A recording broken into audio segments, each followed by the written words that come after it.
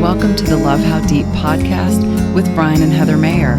Our purpose is to equip married couples like you with resources that rely on the transformative power of God's Word to strengthen your relationship. Well, thank you so much for joining us again for another episode of the Love How Deep podcast. And I know Heather and I really want this to be a place where you can come and listen, and most of all, connect with each other and connect with God, I would say is what we're really hoping for. And That's right. We're really excited about today's podcast. We're going to be talking a lot about how to thrive in business and marriage together. And I would like to ask Heather, would you like us to be the ones to talk about this today? Because we are in business together, right? Not today. Not today? No, we're going to have our friends Trevor and Jenny Walker on today to talk about kind of the ups and the downs, the ins and outs of starting a business together and being married and not killing each other, and maybe some things going really, really well. And hopefully they've got some good nuggets to share with all of us. Good, bad, and ugly, really. Yeah, the good, the what we're bad, and looking the for ugly, here. always. But we've been friends with Trevor and Jenny for 15 years and really have seen their family grow up, and just seeing the way that the two of them are such good people, such good friends, and good Christians, godly people, and just supporting everyone around them. And yeah, so we're excited to have them on. Yeah, so welcome, Trevor and Jenny. How are you? Excellent. I think we lost you for a quick second. It was such a good introduction. Yeah. We are Trevor and Jenny Walker, and we're thrilled and honored to be asked to be a part of this. We haven't been in business together long, but we have done life together for a long time and had lots of endeavors we've done for a long time. This is the first time we've kind of done it where it's our source of income together as a small business, and we're learning the ropes ourselves. We're really only into it a solid year, but 2 years if you count the time that we kind of went part-time. We started kind of dabbling our toes in the water to start out. So we're excited to share whatever we can today. Yeah, and we both saw a lot of the work that you were doing when you were kind of doing that little side gig, and we were just super impressed with Cutting everything you boards were and doing. shelves. Yeah. Moved on to Yep. furniture pieces, and now you're installing cabinetry and doing all kinds of. Yep, it's definitely went bigger and much faster than we anticipated. Yeah, no doubt. So, you got a question for them? Let's put them on the hot seat. I think you just put me on the hot seat. Am I doing that? Sure, why not? So, since you did kind of bring it up that you've only done this for a year and 2 years, both of you together. How did this kind of come to be for the two of you leaving your careers and deciding to do this together? Yeah, so we, have always loved handling home decor projects for our own home. And we always really enjoyed, it just seemed like a fun way to use our creativity together and to spend time together. And we loved, the way it was just fun to see the finished product at the end. And it seemed to stretch different muscles in our marriage than almost anything else we did together. And so when we started doing it, we kind of just felt like, this is fun. It was kind of a hobby. It was kind of a stress reliever. And mostly Trevor just got into the woodworking and he really enjoyed it. But then we quickly saw how I was able to use some of my creativity alongside with him. And so we just started experimenting with different things. And that grew to us doing it part-time and just selling some of the things that he had made and I had kind of cast my vision on. And it just kind of little by little kind of took on a life of its own. And like I said, it was just organic, if you will. In the beginning, it just kind of happened out of a hobby. But as time wore on, we kind of really were sensing that it was time for a transition out of our previous place of employment. And so we were just like, this could be us finding not only a way to provide for our family, but also for us to do something that we really enjoy. Yeah. And we love being a part of other people's homes and families. And that's something that is very exciting and inspiring for us in general, and always has been. So this kind of put the best of both worlds together. And so yeah, that's kind of how we got started. It was about 2 years ago, and her and I were standing in our kitchen, and we were feeling strongly like something was supposed to change, and things weren't quite going the way that we had, planned for them to go. And we just took a minute, and we were like, hey, let's just pray and ask God to open up a door. And we prayed. It was about 10 p.m. after a small group Bible study we had at our house. And pretty much within a couple of hours, it was actually a long story that we won't share here today, but in the middle of the night, God pretty much provided a path for us to find a new future. And at the time, I had recently sold my first shelf. I made a little decorative shelf. I sold it for $40 on Facebook Marketplace. And I was like, well, maybe, we can stretch $40 into something more. And so we decided it might have looked like we jumped in headfirst into the river of this business thing, but really it started extremely slow, extremely small. We would do one project, and then the next project would be a little bit bigger, a little bit more involved, to the point we were just kind of like making extra money for fun things, like maybe Christmas presents or vacation or whatever. I beg to differ with that. Yeah, or maybe it was to buy the more tools I needed for the bigger project. Yeah, that's what it really was. There You was can't buy more gear. Yeah, we have to outfit and everything. So it slowly turned from that into, okay, I can make enough, in a few days that could help us potentially live. And so I went part-time at my previous job, and just slowly but surely kept working this business to be bigger, or not even so much bigger, but as self-sustainable pretty much, where we could make a living and take care of our family. So it was a slow process. It did take a couple of years for us to go from, hey, I built a shelf, to we can survive off of the income. Yeah. Wow. And definitely when we did go full time, it was a huge step of faith, because we were nowhere near close to being able to support our family in a comfortable way. Yeah.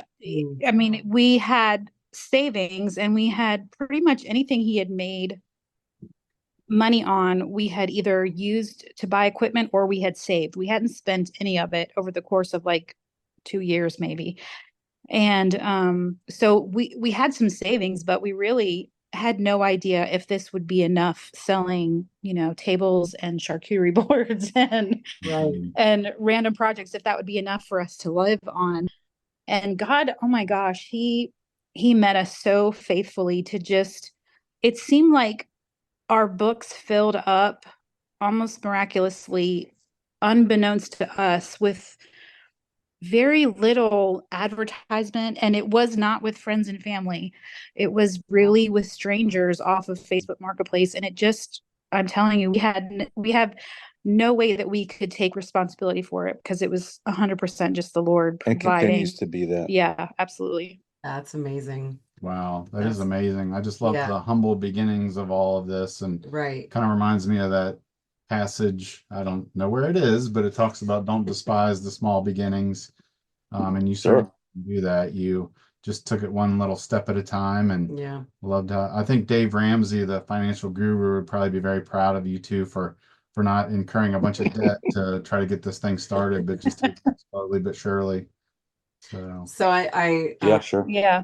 I heard you say just a few minutes ago that like in the beginning, it was like, we're just going to sell this shelf, and like, where's the money off of that? You kind of talked about how things started so slowly, and just a little bit is trickling in. And how did you keep from getting discouraged through all of that, of like, God, what are you going to do with this? Like, you've given me this passion to do woodworking and building and things like that. So how do you stay positive in that when you feel like? Well, we tend to be discouraged very easily.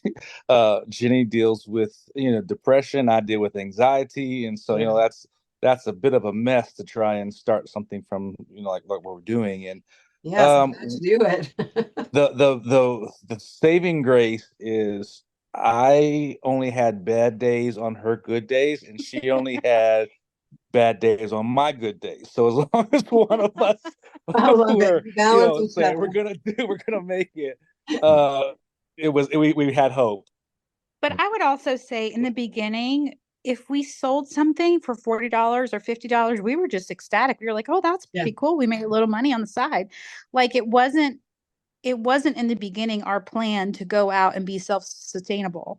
Okay. And so by the time we did make the decision, like, okay, we're leaving our previous career that we've been in for 23 years and we're heading into this completely different realm of being contractors. I don't even think we would have known to call ourselves contractors. No, not at all. We just said he makes things with wood and I can help you Decorate it. Yeah, like we didn't even have the right wording to call it. That's how naive we were. Wow. So anytime we sold something, we were just excited. It wasn't until later that we recognized we were going to try to support our family that it was like, oh, this is going to feel a lot different than just being excited that I sold something for $40 or $50. Right. So the stress didn't come until we did go full time. But like I said, God was so faithful to just, I don't know, he just, between allowing us to have confidence in our savings and the fact that he's never let us down, from that to then our calendar filling up for like 2 or 3 months, we were like, wow, God's meeting us in a way we didn't even envision. And so the discouragement I felt like came later, more in the form of projects that had big hiccups that we didn't anticipate or we hadn't encountered before. Challenges working with other contractors, which was, again, like, why would we ever think we'd be working with other contractors? Because all we did was build tables and shelves. Like, so it grew so fast that we were suddenly like, oh, we need other contractors who do tile and who do flooring and who do electrical and painting and plumbing. And so, we were having to trust other people and other people's work. And we just were so outside of our own realm. So that is where the stress came more than anything, and the discouragement, because it was so far outside of our own skill set. For sure. And I think even the discouragement, we've always been used to that, because I think the both of us are very easily discouraged in general. It's kind of one of our major flaws among several others. We're easily discouraged. But the bigger challenge we have met in that regard, I think, is what we've learned to call imposter syndrome. It's where you feel like you're faking it, or like you don't belong the places you are at. And at first we were like, we would pull up to these multi-million-dollar houses and they're wanting us to do their kitchen remodel or built-ins, and we're looking at each other like, we don't belong here. We don't know what we're doing. If we screw up, this is a nice place to screw up. And so for a while we were like, man, we were really battling this imposter thing. But as we kind of connected with other small business owners and other small contractors, we quickly learned that that's really a common thing for small business owners in general to face. I don't know if it's insecurities or fears or what, but a lot of small business owners have this sense of, I don't really belong here.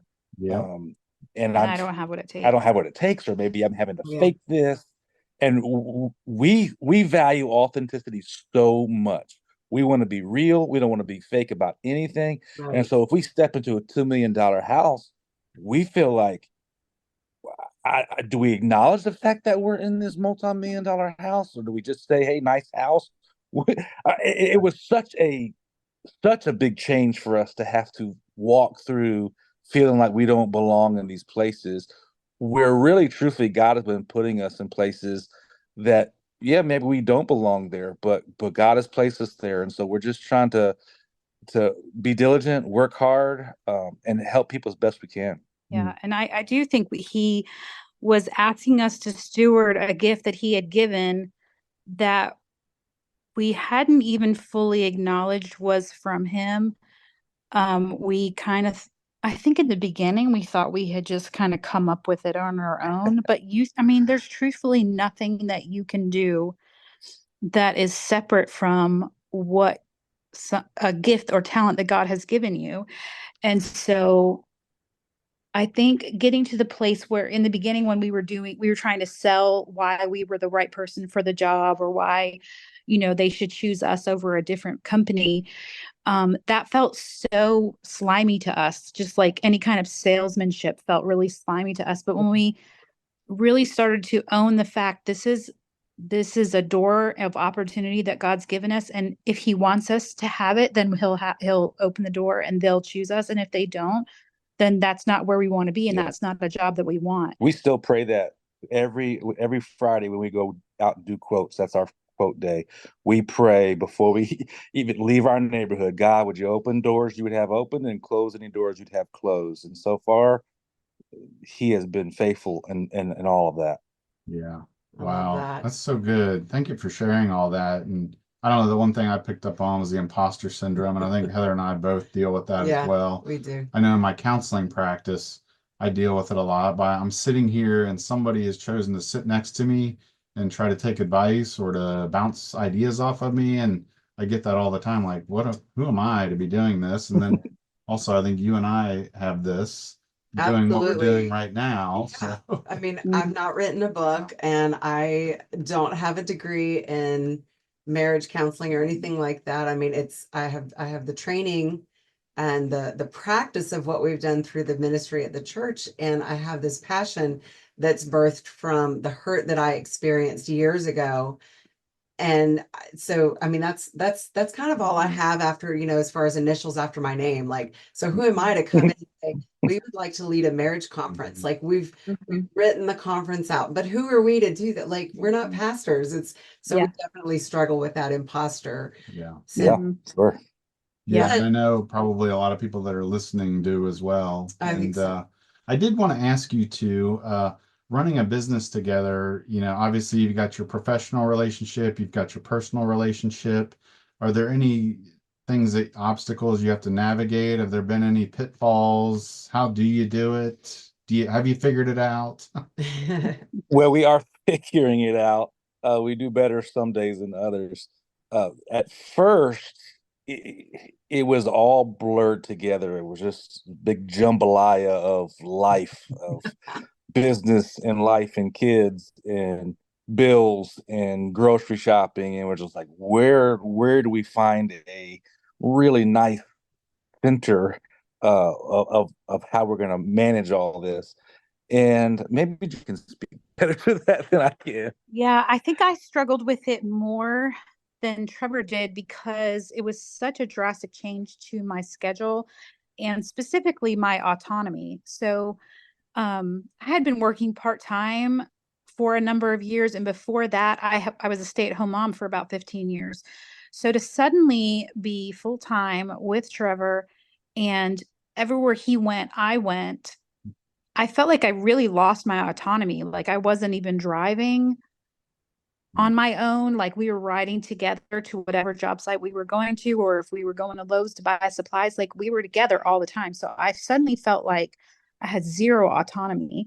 And I am an introvert and I need absolutely to have time alone. And so to have all of that suddenly gone, I really struggled in the beginning. And it wasn't necessarily the matter of working full time. It was just the matter of I don't have a say in how I spend my time at all. I don't have a say over, the path we drive to work or, the time we leave for work, or I just really struggled with that. And so what we did was we started to make it to where on the jobs that were closer to home, we would drive separate.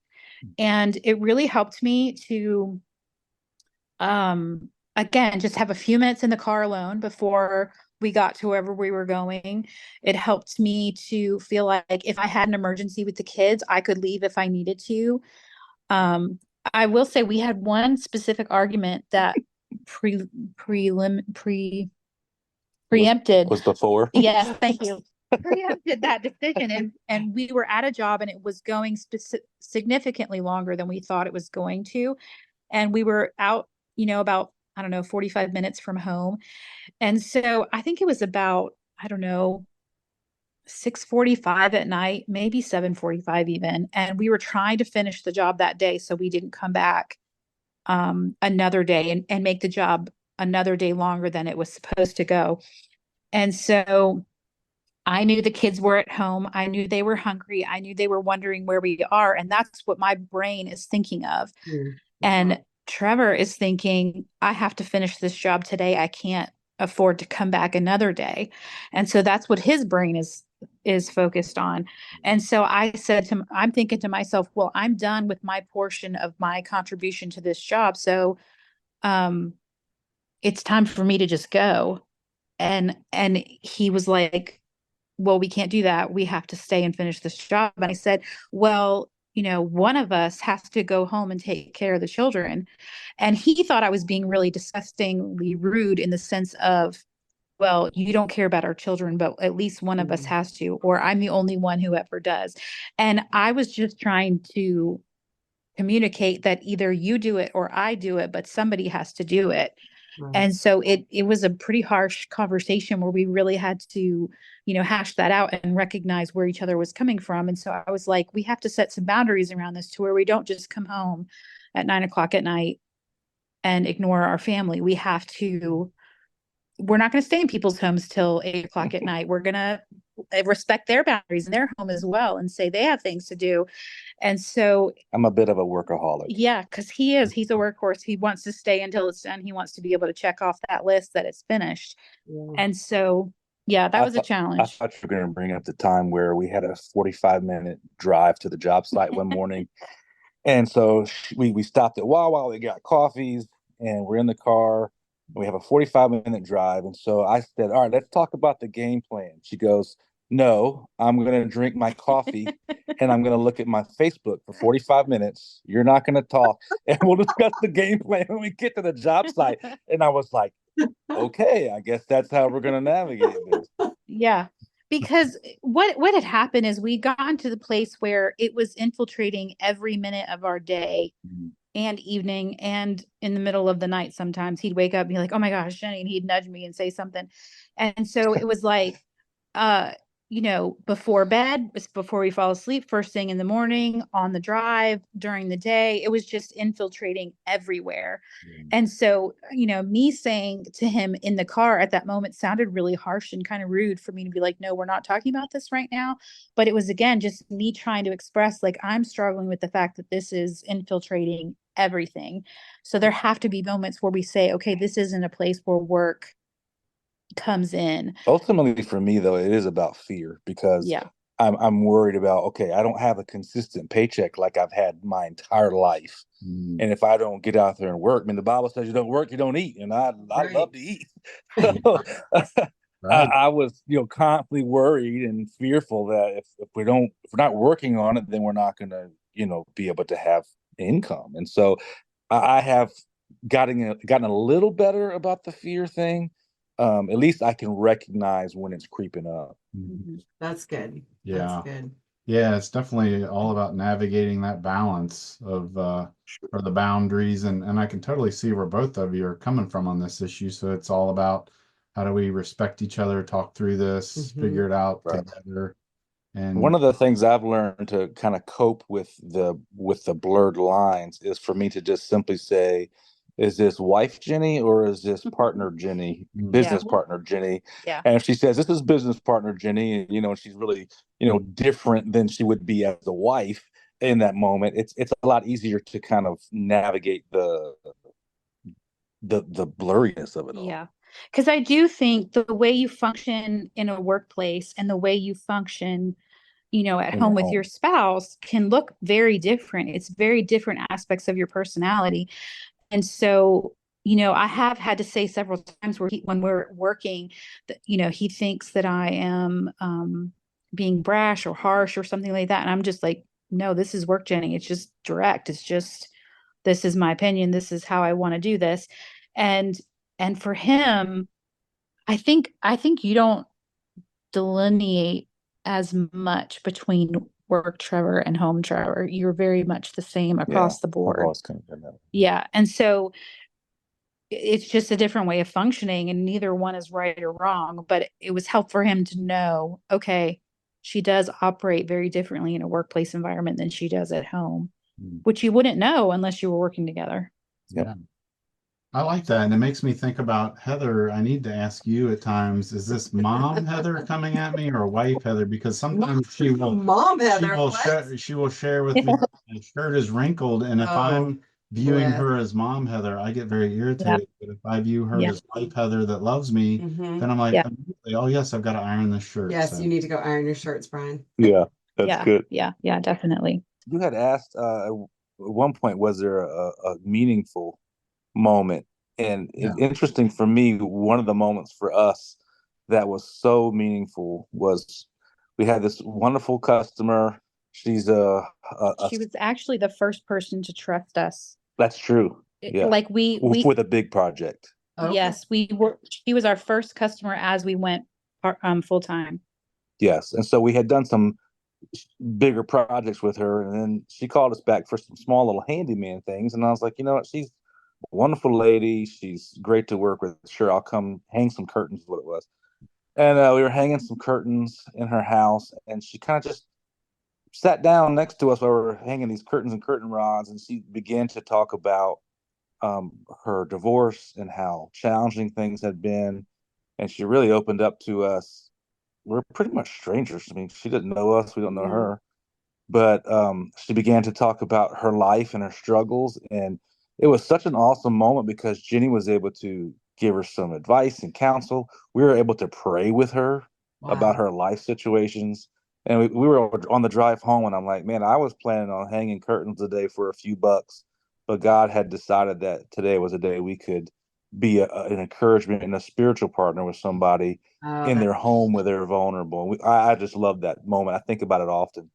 Yeah. Yes, and it was super meaningful because I think for us with our background in church ministry, we assumed going into this that that part was left behind, if you will.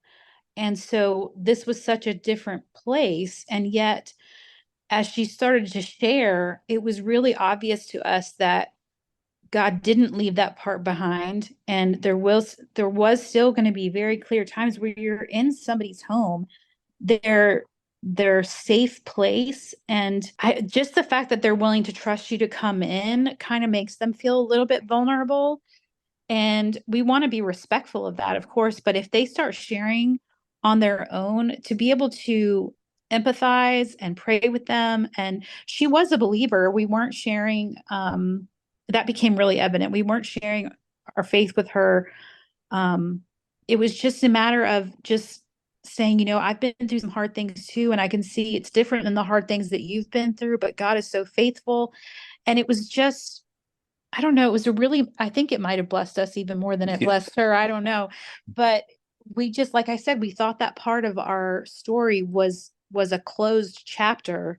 And yet God made it really clear to us it wasn't a closed chapter. It was just going to look very different Yeah. than it had before. And we're walking into people's homes of people we would never have been able to know or to reach or to talk to before all this. People of all kinds of faith, Hindus and Muslims and heathens and just so many favorite. yeah, just so many places that we would have never been before, and just God continues to put us places where we don't deserve, we don't belong, but yet we still every day wake up and say, God, use us where you put us, Yeah. and the rest is up to Him. Yeah. I love that. And I love that it was the first big job that you had, that God was like, I'm going to use you in this today. And I'm combining, me, like God, he's combining God with what he's blessed you with in this business together. It's like, it's your ministry, and Sure. just how he just smiled on you in that moment. Like, I'm still using you. Yeah, it was really cool. That's amazing. What a cool story. Yeah, and I'm so grateful that, yeah, you shared that, because my assumption was going to be that maybe you're going to talk about this amazing, you know, shelving unit you built, or, whatever it might be. And yeah, it just kind of circle back around to people, because, people are what really matter. And Yeah. Yeah, They sure. really are. And they've all, people have always been a passion for us. And, we say that what we do is home decor, but what we really feel like is we want your home to be your refuge and we want it to reflect who you are. It's not about being, current or hip or trendy or anything like that. It's really a matter of it feeling like a safe place that brings you joy and that represents your personality, not somebody else's. And so there's nothing that can make a home feel more like home than joy and love. And I don't know, just being able to even when people can see how we operate as a family. Our son works with us as well. So when we go somewhere and it's a husband and wife and a son and we're having fun and we're not yelling at each other and we're most of the time we're having fun. but but we're working as a team and we have clear roles of who handles what. It just, to us, it's like it's an opportunity for God to show how he gives us a role and a purpose that maybe can be unique to who you are. And I don't know, it's just been very encouraging to us how God, his way of directing our path hasn't at all looked like what we thought it would look like, but it's been better. And when you put your life in his hands and you trust him with all those details, it's always better. Yeah. And so that's really grown and stretched our faith and bonded our family, I would say. That is great. oh, so great.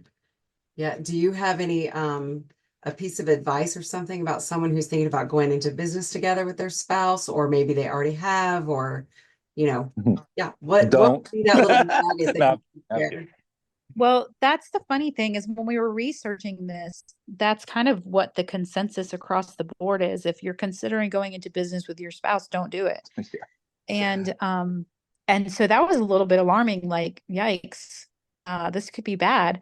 Yeah. And there were definitely many stressful moments where we thought maybe we should reconsider this. Maybe I should get a different job and he should just, but we have recognized we cannot do what we do one without the other. He can't do what he does without me, and I can't do what I do without him.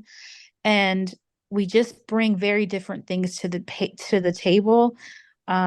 He's the business mind, and he is the actual hands-on as far as making things and installing them. But I'm the visionary, and I am the creative one, and I'm quality control. Yeah, she's quality control. And so She will let me know quick if something ain't right.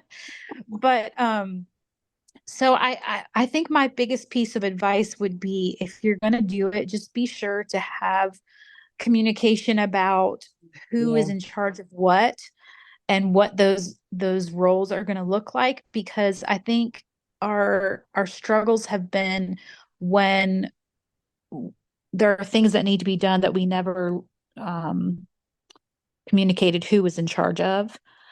And our struggle, again, we mentioned the discouragement piece, has been a challenge for us. There's times where it's easy to get discouraged, and we always, we talked about it in the beginning, but as long as we have those discouraging moments at different times, we're usually able to help encourage the other. And Great. and sometimes, like, your discouragement level, if you were to say it's on a scale of 1 to 10, he might be at a 2 and just kind of minorly discouraged, and I'm at like a 7 or 8 and I'm majorly discouraged. And so that's when okay, I can be the one to lift us up, or vice versa. And so we do have to pay attention. There are times where I can tell he is really physically exhausted. So if he gets kind of snippy, it's exhaustion speaking. It's not him legitimately being upset with me. And then the same is true for me. If I'm beyond like I hit this wall and I am done, like Yeah. beyond done. Like, you cannot get anything else out of me. And One day, she just vanished. I was like, where did she go? And I went back out to the truck. She's in the truck with the air conditioning blasting, a cold drink in her hand, and she was streaming Netflix. Yeah. She was like, I'm done. Can't do anything else. I cannot do one more thing. But that was before we had made the boundaries, and we were at somebody's house, and it was like 8 o'clock at night. Yeah. And I was like, I have nothing else to give. And so you're welcome to continue to work, but I'm not going to continue. And I did. I worked He another did. 2 hours. He did. Oh my And goodness. I wasn't upset with him for it. I just knew my limit, and he knew Yeah. a little bit more he was able to give. My So, best advice is to learn how to press the reset button. yeah. And this is something that we've learned just in our marriage in general, but we have to regularly do this where maybe she's upset or I'm upset or something's going on where we're just one of our needs aren't being met, or there's tension in the air. We both recognize it. Obviously, it's an elephant in the room if you don't, and we just will look at each other. One of us will, and she'll say it or I say it, and we'll just say, "Hey, can we just hit the reset button?" That's And good. what to us, what we know that means now is, I love you, she loves me. Maybe we said the wrong thing in the wrong way or do it something the wrong way, but if we could just hit the reset button and remember that we're for each other, that we're committed to each other, that nothing matters more than each other to each other. And all we have to say is now is just, hey, let's just hit the reset button. And it's a quick and easy way for us to just kind of put the things that don't matter and that are kind of irrelevant maybe at the moment Yeah. to just do a reset. Now that can also be dangerous if you're just kind of stuffing things and never talking about things. Right. So it's not, you can't always just hit reset. True. Maybe pin it for another time when maybe the tension isn't so high, or we're not so tired, or maybe we haven't eaten in like 5 hours and we just need a sandwich, Yeah.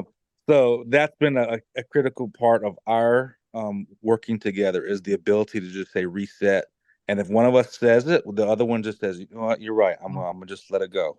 Yeah. And if we pull that card, it's usually because we're very much aware that whatever has us irritable in the moment is so minor in the scheme of life.